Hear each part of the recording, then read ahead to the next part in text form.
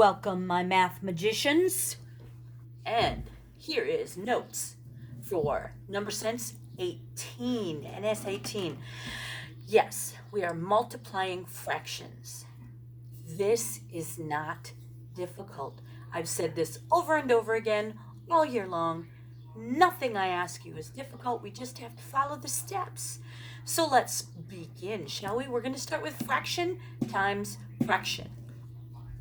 Looking at 3/8 times 4/5, we need to remember to multiply both numerators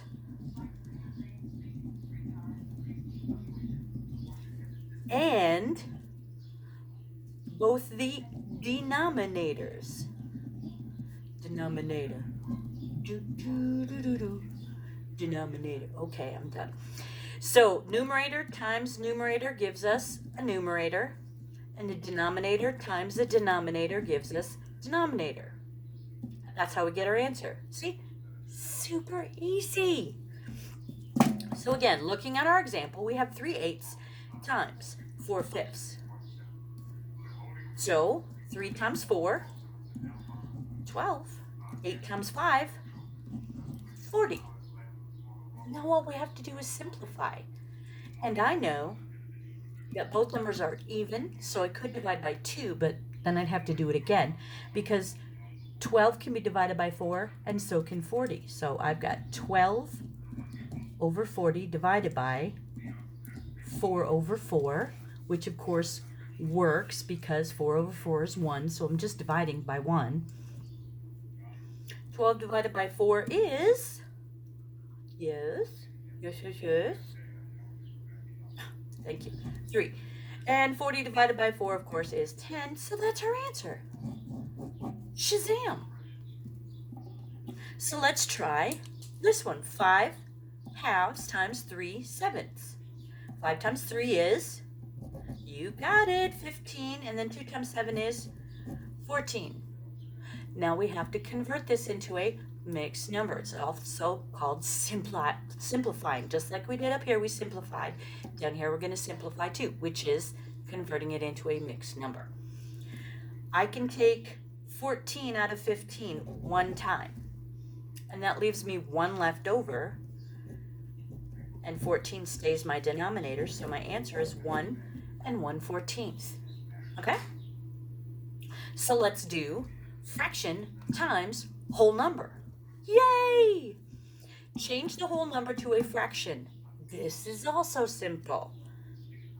5 over 1. Now, multiply both numerators and what? You got it. Denominator.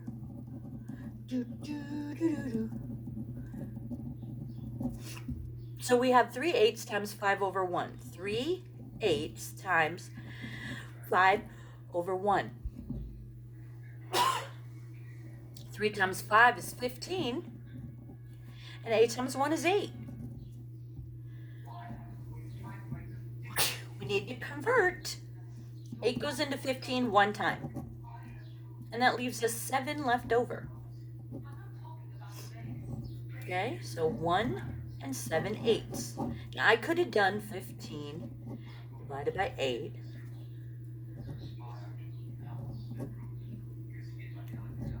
And that's what I would get. Okay? We're not going for decimals. We did decimals. We're done. We're moving on to fractions. Okay? So let's look at 4/6 times 16. Here's a little cool thing.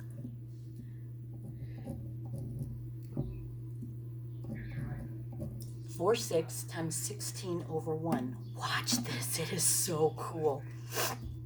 6 and 16 can both be divided by 2. So that becomes 3. And that becomes 8. I am just full of sneezes. And that one just disappeared. So now we have 4/3 times 8 over 1. Ooh. 4 times 8. 3 times 1. Now convert. 3 goes into 32 10 times. 2 left over, leaving us 10 and 2/3. Now, whole number times fraction. Whole number times fraction. Here we go. 12 times 2/3. Change the whole number to a fraction. 12 over 1. Multiply both. All right, you know this. Just do it. Numerators. Denominators. So we've got 12 over 1 times 2 over 3. Now, we can do it multiplying across, or we can cross cancel. I'm going to do it both ways for you. Watch. 12 times 2 is 24. 1 times 3 is 3. 3 goes into 24 8 times.